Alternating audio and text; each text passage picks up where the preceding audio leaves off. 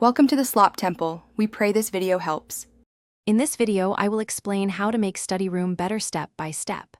Start by clearing clutter and sorting items into keep, donate, and store piles. Map the room layout to position desk near natural light. Set a dedicated tech zone with cable management. Add a small shelf or cart for supplies. Consider a comfy chair with lumbar support and an adjustable desk height for long study sessions. Good lighting transforms focus and comfort, so start by arranging seating to capture daylight without glare. Add a task lamp with adjustable arm for close work and a soft overhead light to reduce contrast. Include bias lighting behind screens to ease eye strain. Select warm neutral paint or removable panels to promote calm.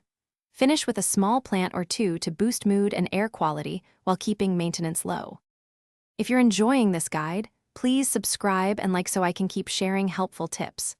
Quick recommendation: stay hydrated anywhere with the Oala water bottle. It fits cup holders and keeps water accessible during long study blocks. I noticed it pairs well with tidy desks and focused routines, so it made sense to mention it here.